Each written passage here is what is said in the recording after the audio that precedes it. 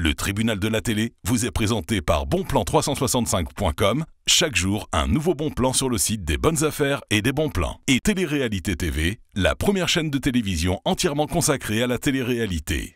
Et par la masterclass VGS Télévision, la formation audiovisuelle pour bosser à la télé.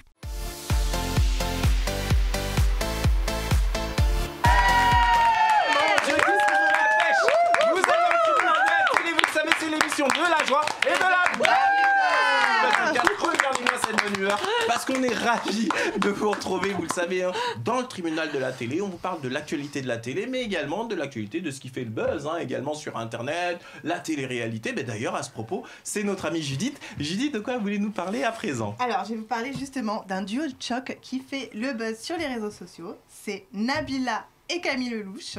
Donc Nabila, moi, je ne vais pas la présenter, hein, c'est une influenceuse avec des millions d'abonnés. Camille Lelouch qui a été élue spectacle de l'année 2019. Elles ont concocté un petit sketch où Nabila prend tous ses sacs à main de luxe et elle se pavane. C'est très drôle sur une chanson de Moulaga où Camille Lelouch va se déguiser en homme et faire... vous savez quoi? Moi je propose qu'on regarde un petit extrait et on en parle juste après. C'est parti.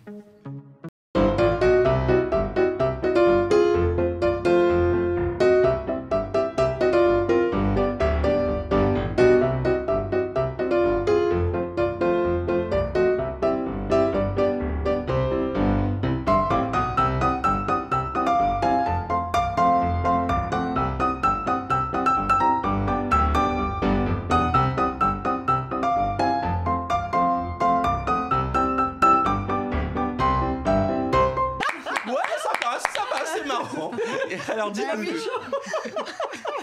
justement, ça fait plaisir de voir Nabila un peu avec de l'autodérision qui se moque d'elle-même. D'ailleurs, ça a beaucoup plu aux fans qui ont dit « Nabila, tu me tues ». Une mise en scène parfaite et 2,7 millions de vues. Ouais, quand même, mon Dieu, 2,7 millions de vues.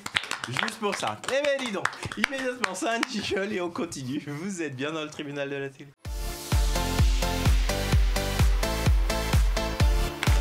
On est là, fidèle au poste. À présent, c'est notre amie Pascaline. Pascaline, de quoi voulez-nous parler? Oui, alors moi, donc, je voudrais vous parler de Jazz, qui a eu une fausse couche donc, le lendemain de Noël, le 26 décembre. Ah, ça, c'est terrible. Ça. Exactement. Elle a perdu son bébé à cause de personnes qui la harcèlent sur les réseaux sociaux. Ça dure depuis très longtemps et en fait, ils ont dit, les médecins, que justement, elle l'avait perdu à cause du stress. D'accord. Et voilà. Justement, apparemment, elle a poussé un gros coup de gueule sur les réseaux sociaux. Exactement. Elle et ainsi que son conjoint. Exactement. Alors, on va d'abord regarder dans un premier temps son coup de gueule à elle. Et juste après, on va regarder celui de son conjoint. C'est parti. Que ce que je subis, c'est une dinguerie. C'est une dinguerie et j'ai pas envie de pleurer parce que c'est pas ma façon d'être. Mais j'en peux plus. J'en peux plus de rien dire. J'en peux plus d'être dans cet état. Aujourd'hui, ce qui m'est arrivé. Désolée.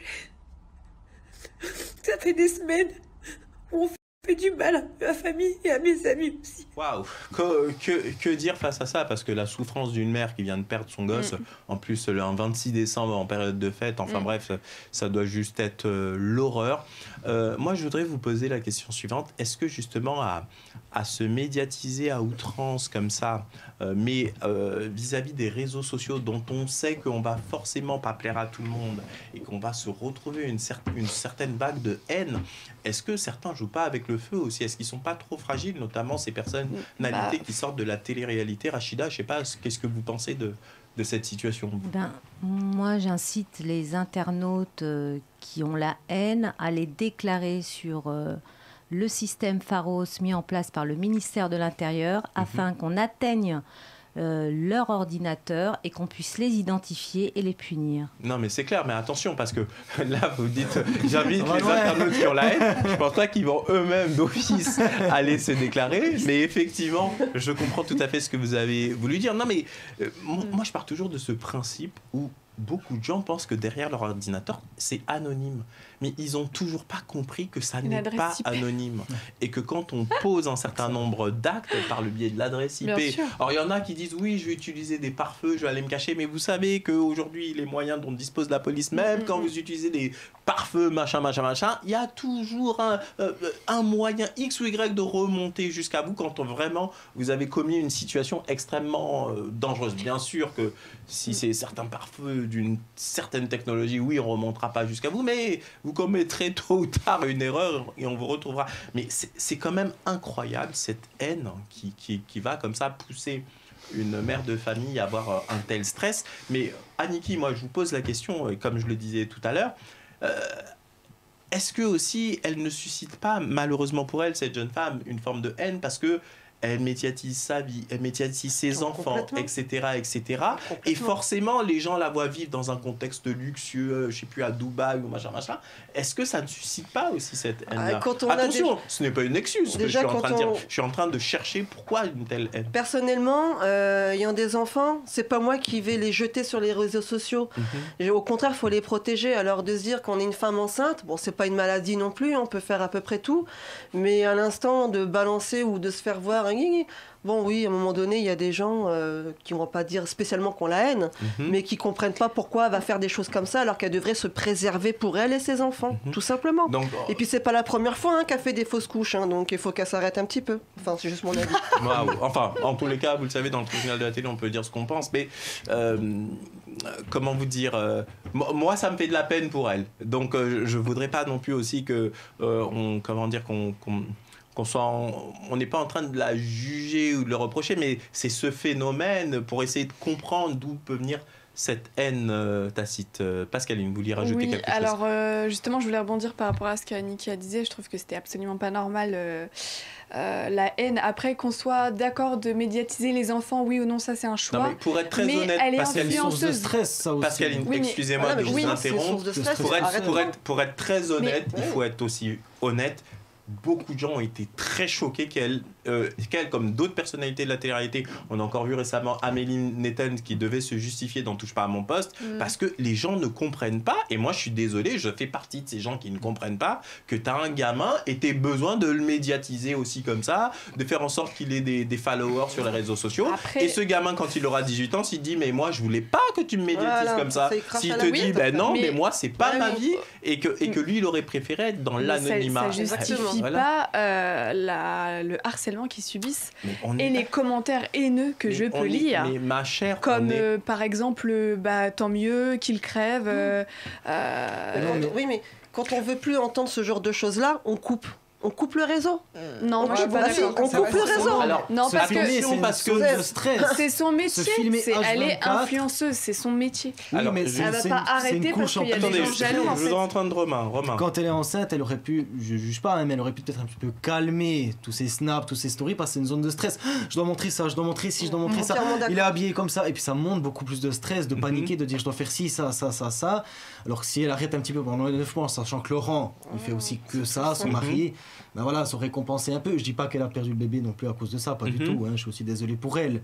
Mais c'est aussi une zone de stress à mon avis, en plus de se filmer H24. Comme là à l'instant Pascaline précise que effectivement c'est son métier que d'être influenceuse. Donc effectivement le principe de ces influenceuses c'est que du jour au lendemain s'ils ne publient pas, leur communauté petit à petit vont voir ailleurs. Ils restent abonnés bien évidemment et ils vont voir ailleurs. Donc pour les fidéliser, ils doivent absolument publier tous les jours. Mais moi c'est pas le fait de publier, c'est le fait d'y associer ces enfants en très jeune âge. Et moi j'ai vu les commentaires sur les réseaux sociaux, c'est surtout à partir du moment où il y a eu ces enfants que ça commence à devenir de plus en plus haineux. Donc c'est ça dont je voulais vous parler. Virginie, vous en pensez quoi ? Moi je pense que tout le monde est fier de ses enfants, mais malheureusement, c'est pas la même chose que quand on va acheter un beau manteau et qu'on a envie de le montrer aux gens sur les réseaux. Voilà, il faut réfléchir un peu plus avant de le faire et puis peut-être pas le faire souvent en fait. D'accord. Bon, en tous les cas, chers amis téléspectateurs, comme d'habitude, vous le savez, pour réagir, vous allez du côté du site internet de la chaîne à l'adresse www.people24.tv. Vous sélectionnez l'émission Le Tribunal de la télé et vous allez voir, il y a des formulaires. Vous nous dites ce que vous en pensez. Immédiatement, un petit jingle et on continue. Vous êtes bien dans le Tribunal de la télé. On est là, fidèle au poste dans le tribunal de la télé. À présent, on va passer la parole à notre ami Romain. Romain, de quoi voulez-nous parler? Alors, juste avant Noël, il y a Moundir qui a fait une mauvaise chute dans Danse avec les stars. Je ne sais pas si vous en avez entendu parler. Moi, j'en ai pas entendu parler. Dites-nous tout. Alors en fait, en prime de l'émission, malheureusement, il dansait, il a fait une chute, il a senti craquer, ça lui faisait très mal, mais il a décidé de continuer jusqu'à la fin de... Quel professionnel de l'émission. Ouais. Quelle dure surtout, parce qu'il a quand même subi une opération au niveau du tibia. Ah oui, donc c'était... des métaux. Waouh, donc c'était vraiment sérieux, quoi. Voilà, de correct. D'accord. Et il disait qu'il allait vite s'en remettre. Ah. Mais il a été opéré là récemment alors? Il a été opéré le 21 décembre je crois. D'accord, mais dis-donc, qui avait entendu parler de ça, de Moundir qui s'était cassé la figure? Ah ouais? Il y a quoi, il y a 3-4 jours j'ai entendu ça, 3 jours, un truc comme ça. C'est arrivé très récemment. Tiens, encore Moundir, il vient de se encore péter quelque chose. Eh ben dis donc. Il disait qu'il allait très vite s'en remettre vu que c'était le gagnant de Koh-Lanta 2003. C'est un vaillant après. Bon, en tous les cas, notre ami Moundir, on lui envoie de la joie et de la bonne humeur, on l'applaudit. Et on lui souhaite bon rétablissement. Vous savez quoi, c'est la fin de l'émission, mais pour terminer, regardez. Je suis tombé sur un artiste dans les talents du net. Vous m'en direz des nouvelles. Donc écoutez, prêtez l'oreille et regardez ça. Et on se retrouve demain pour un nouveau numéro du tribunal de la télé. Bye bye.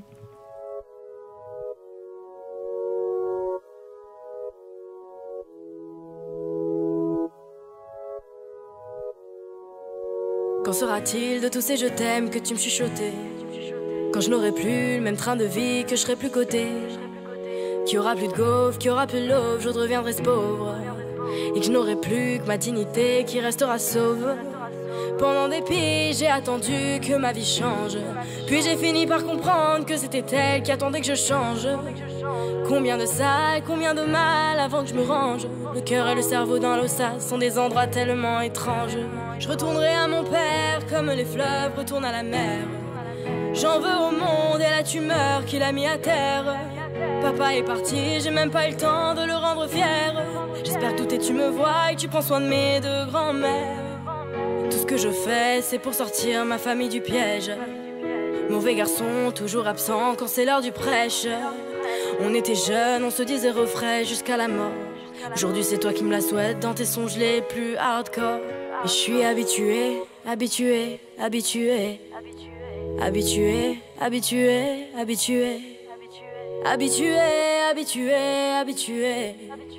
Habitué, habitué, habitué. Il y a des siècles, mes ancêtres bossaient dans les champs. Et aujourd'hui, je claque des grosses sommes sur les champs. Euros sur le compte me donne l'illusion que ça j'échange. La vérité, c'est que l'argent revient aux mêmes gens. Dis-moi ce que je vais laisser, à part tous les actes que j'aurais posés.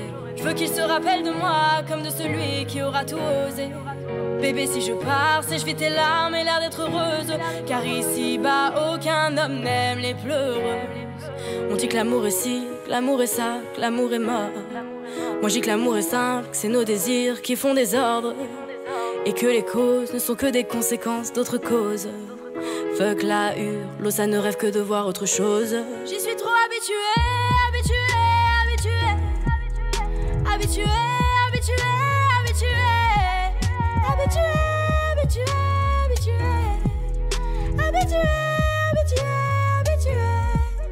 Habitué, habitué, habitué. Habitué, habitué, habitué.